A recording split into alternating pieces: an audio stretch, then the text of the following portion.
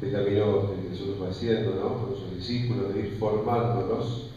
Es muy interesante cómo Jesús va educando desde la vida misma, desde las actitudes que van surgiendo y desde las situaciones que van viviendo. Esto me parece muy importante porque a veces nosotros, cuando en una familia, cuando en una comunidad se suscita un problema con alguna persona, podemos, o con alguna de nuestra familia, enseguida podemos ver que ese problema, ¿no es cierto?, nos lleva a dividirnos, nos lleva a pelearnos, nos lleva a vernos, alejarnos muchas veces. Fíjense siempre cómo en Jesús todo problema, toda situación es motivo para volver a reunir. Como siempre Jesús toma el problema como una oportunidad para aprender algo nuevo, para poder ponerse todos en sintonía desde otro lugar y volver a tomar el eje y el centro de la familia. Esto es un verdadero educador, alguien que tiene también confianza en los demás. No los descalifica porque se va de foco, sino que los vuelve a formar y los vuelve a centrar allí donde tienen que estar. Caminó con estos 12 como quien camina con una familia y confió en ellos 12 como quien confía en una familia. Y fue hablando como quien tiene autoridad también en la familia. La verdadera autoridad de Jesús no va a partir de que él dice: acá el que manda soy yo y van a hacer lo que yo le digo. No se lo escucha así, ¿no es cierto? Es curioso, nunca hemos escuchado así. Y levante la mano quien alguna vez lo hizo así. Bueno, bájela porque es inútil. O sea, ¿cuántas veces apelamos a ese otro criterio de autoridad? En vez de a la autoridad que da la sabiduría, la autoridad que da el poder también saber, el poder también reunir. Entonces esto me parece lo primero, el modo con el que Jesús nos educa, nos acompaña, nos va formando. Un modo que lo tenemos que aprender hoy día de la madre, no solo las madres sino también los padres. Un modo que hay que aprenderlo no solamente en la familia, sino también en cualquier comunidad cristiana, donde todos estamos aprendiendo. ¿El problema cuál es? El problema que se suscitó acá. El problema es ¿de qué? ¿Cuál es el problema que está pasando adentro? Entre los 12.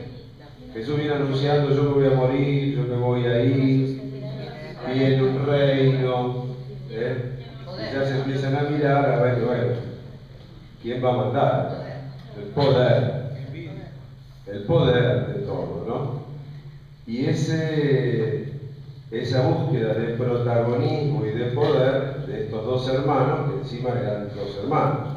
Jesús primeramente les va a poner que el reino no es un reino político. El reino no es un sistema político. Tiene que influir en la polis, en la ciudad, en la sociedad, en las personas. Tiene que influir, ciertamente. El reino de Jesús tiene que transformar la sociedad. Pero no la transforma solamente desde un poder político, aunque los que están en el poder político, si tienen estas actitudes, van a poder obrar mucho mejor con el poder.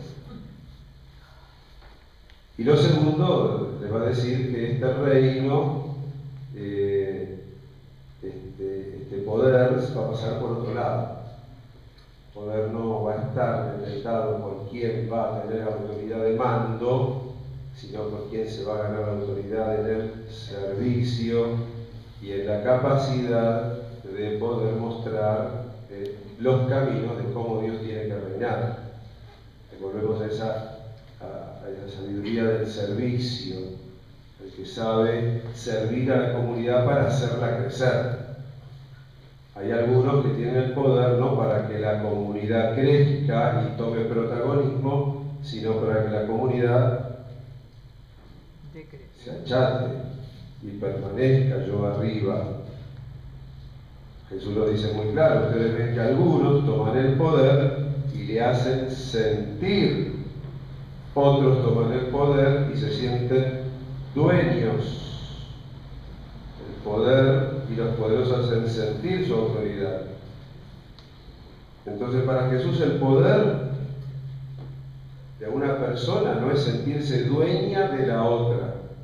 Lo había dicho el domingo pasado en el matrimonio, donde la mujer tenía menos derechos que el hombre.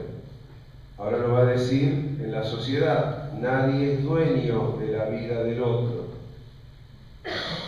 Y a su vez, la autoridad no se tiene que ejercer como una forma de estar por encima del otro, sino para promover al otro, servirlo a su crecimiento, servirlo a su desarrollo, servirlo a potenciar la vida del otro. Por eso dice: el que quiera ser el primero, que se haga él servidor de todos. Y ser servidor de todos no significa el que barre, el que limpia, porque obviamente un gobernante tiene que estar para otras cosas, pero el servicio que hace muchas veces un gobernante, que le toca hacer, ¿cuál es? Pensar, ¿no?, en lo macro, para servir entonces a que los caminos de realización, promoción, libertad de las personas, ¿no es cierto?, puedan ejercerse cada vez con mayor plenitud, y que el pueblo se sienta verdaderamente libre. Ese es un servidor de los demás, no el que los hace sentir cada vez más achicados, ahorcados, empobrecidos,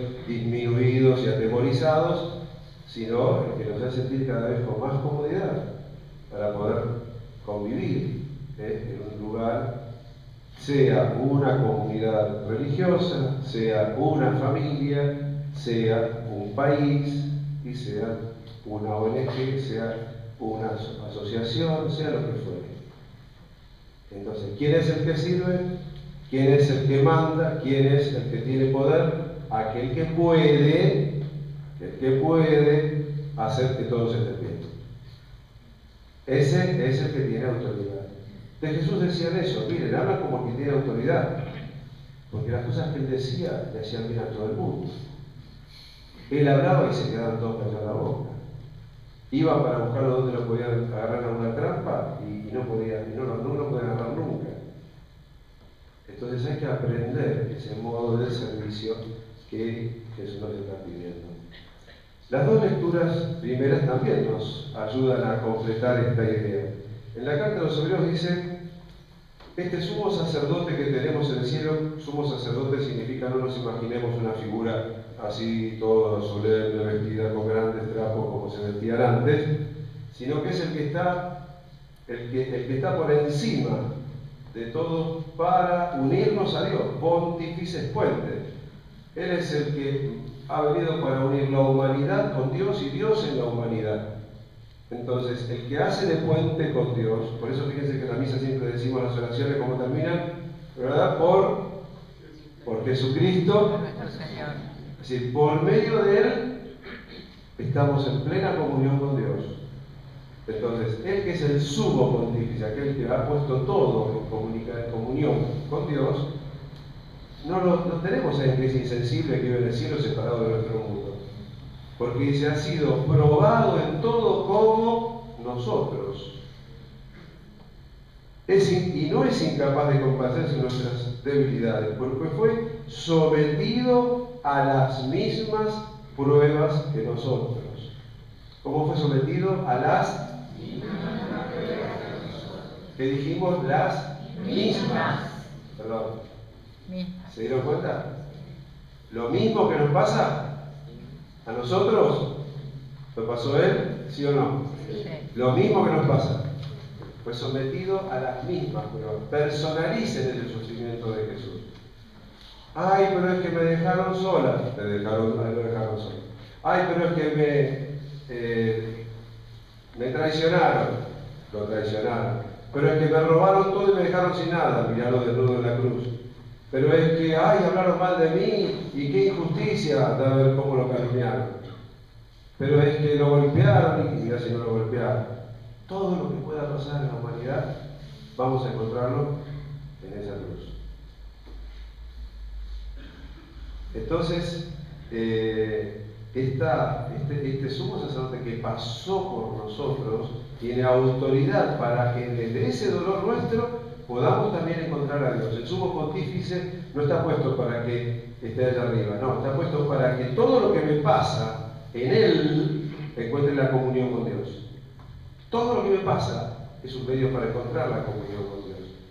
Todo lo que me parece que me puede apartar de Dios, porque cuando decimos, y se enfermó esta persona así, ¿y cómo puede ser y Dios no está aquí? Esa es una oportunidad, ahí está el lugar también para llegar a Él como a Él le tocó aquel Getsemaní o aquel momento de la cruz. No es incapaz, porque ya pasó Él, transitó, venció y ahora ya estamos en Él. Y todo el que está con Él ya ha triunfado por encima de todo dolor y de toda angustia y de toda circunstancia adversa de esta vida. Y es por eso que la primera lectura también nos traía, y terminaba diciendo, entonces vayamos confiados a ese trono de la gracia para obtener misericordia y alcanzar la gracia del auxilio divino.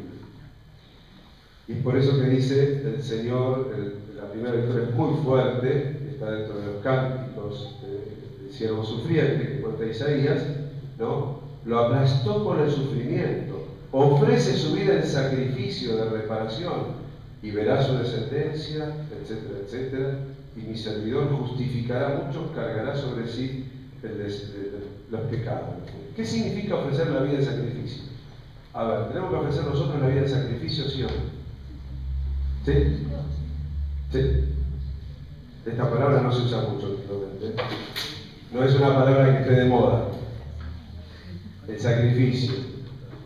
Todos hacemos sacrificio por algo, pero ofrecerse el sacrificio, ojo, no es ir a castigarse como había en algún momento, no es ir a buscar el sufrimiento porque si no más, sino significa ofrecer toda la vida, todo el día. Sacrificio significa algo que se ofrece a Dios. Se ofrecía el primogénito, se ofrecía de los animales, de las primicias de la tierra, lo mejor era ofrecido a Dios. Entonces, ¿qué significa ofrecer la vida en sacrificio? Entendámoslo bien. A Dios no es que le gusta verme sacrificado, dolido, herido, mal, qué bueno, cuanto más sufro, más le gusta. No. Sino significa, ¿no?, estar ofreciendo. La iglesia ofrece el sacrificio de la iglesia, ¿qué es? ¿Qué es ofrecer el sacrificio de toda la iglesia? Es poner todo lo que vivimos en la presencia de Dios. Eso es sacrificio. Todo lo que vivo está en la presencia de Dios. Todo lo que vivo es ofrecido a Dios, para que de Dios venga la gracia. Que ese cielo de mañana ya se anticipe hoy, que esa presencia de Dios ya esté hoy en lo que estoy haciendo, porque todo lo que estoy haciendo se lo doy a Él y lo vivo con Él. Ese es el sacrificio agradable a Dios. No me digan como una vez que fui a dar catequesis al colegio secundario y le pregunto, bueno, a ver, dígame qué es el sacrificio de la misa. Un chico levantó la mano y me dijo, ir. Y sí, para muchos el ir es el sacrificio de la misa, ¿no? Bueno, pero el sacrificio que Dios quiere es esto de que las 24 horas de todo lo que me pasa lo viva con Él. Lo decimos en la misa, cuando terminamos de consagrar, por Él, con Él y en Él. Eso es lo que es el sacrificio. Los gozos, las esperanzas, las alegrías, la tristeza, Señor, mi vida es algo, una ofrenda agradable a ti. Es otra forma de decirlo. Señor, mi vida es como un perfume que se eleva al cielo, como el incienso que va en tu presencia, así. Se le ponía esa ofrenda que sube. Entonces, que nuestra vida sea una ofrenda así a Dios, ¿no? Bueno, miremos que así fue la vida de María, hoy modelo de todas las madres, ¿no? Fue aquí está la servidora del Señor. Y ese fue el sacrificio de María, es decir, aquí está la servidora para acompañar a tu hijo. Y le tocó acompañar a su hijo hasta la muerte, hasta perderlo, hasta entregarlo, tener que entregarlo. Y no rechazar tampoco ese momento, sino quedarse de pie frente a ese momento y ver que ahora ha empezado otra misión de acompañar a su hijo en la iglesia, ¿no? Y también como en la fe, ¿no? Había que ver María también continuando su obra de entrega en esos mismos que lo habían rechazado a su hijo, que lo habían de algún modo traicionado, sin haberlo defendido, pero María al pie de la cruz va aceptando ese camino de estar donde el Señor le pide, como el Señor le pide, de la forma que el Señor le pide, y así va María mirando esa estrella que la va guiando constantemente en la vida. Bueno, de donde ella toma esa sabiduría para tener la verdadera autoridad que tuvo María de ser madre, aprendiendo de su hijo a no imponerse, sino a proponer y a hacer crecer. Bueno, que así sea también las relaciones entre nosotros, ¿no? Porque cuánto se daña cuando buscamos protagonismos exagerados, cuánto se daña cuando quiero aparecer en la foto, cuánto se daña cuando estamos buscando, como se dice siempre, el bronce, el título y no el servicio, la entrega, que todo funcione bien, que todos estemos.